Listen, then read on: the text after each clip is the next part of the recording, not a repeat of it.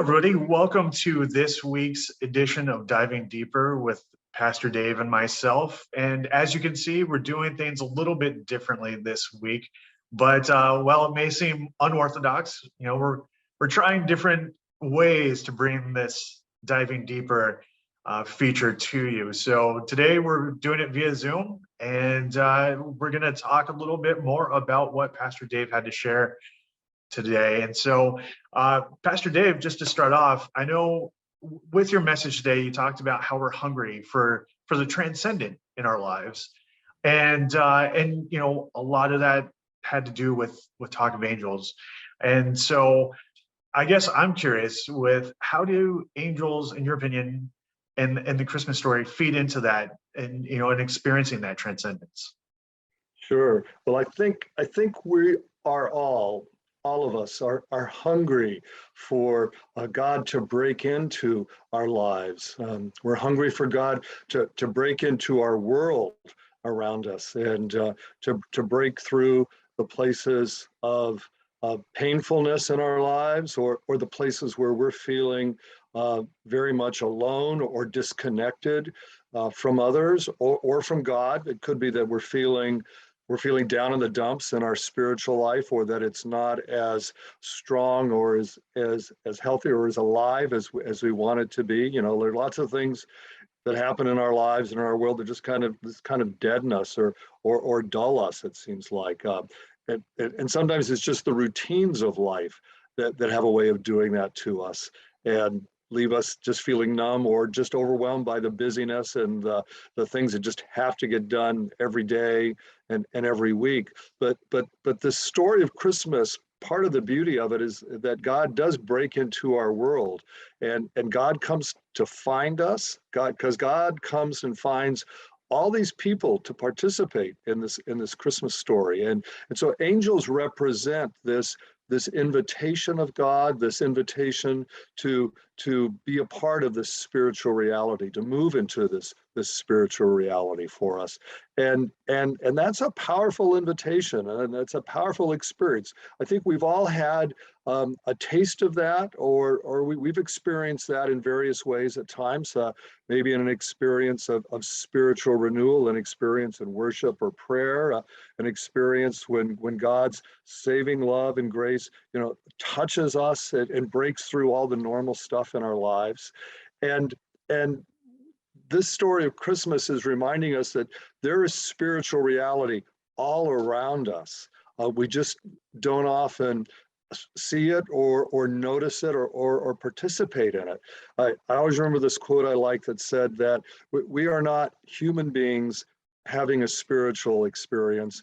We are fundamentally spiritual beings having a human experience.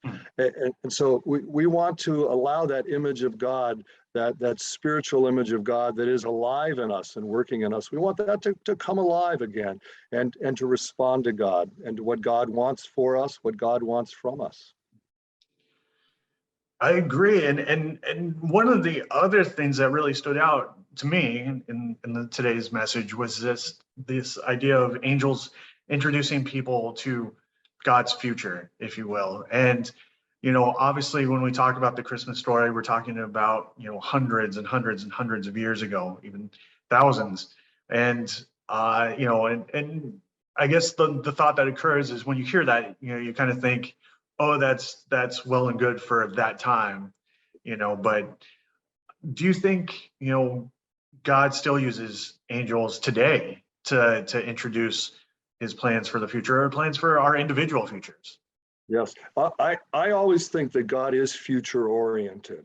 That God is not only with us here in the present, but God is looking to the future to bring God's kingdom more fully into the world, to bring this reign of love and justice and faith and hopefulness into the world, and inviting us to participate in it, to be a part of it. And so God invites Mary to be a part of this future that God is making, and by bringing the Messiah into the world, she says yes to that. God invites Joseph.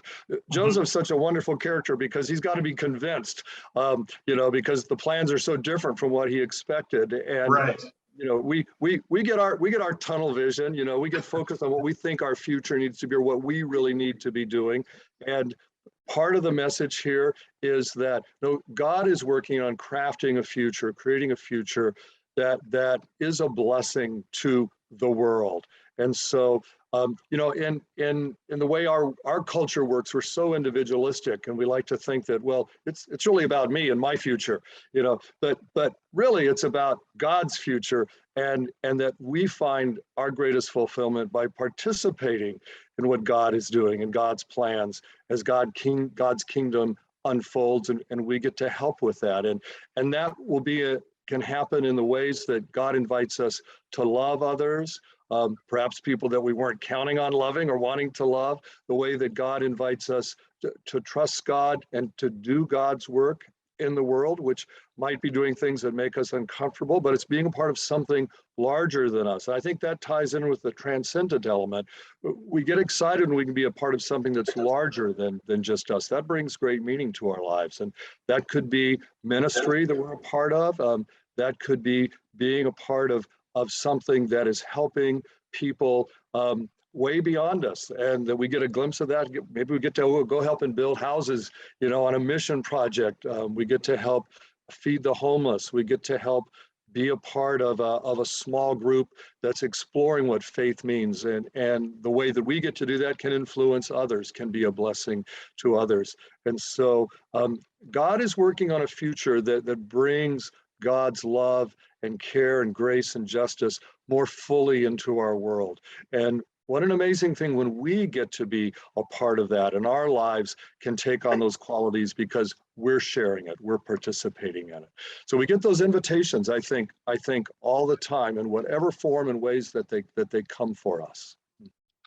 And I think, like you mentioned with Mary and Joseph, I think that's where, we really get to live out our faith as well by following their example and just being obedient. Like you said, with Joseph, took a little convincing until he was visited, and then, he went along with it and was obedient with the plan.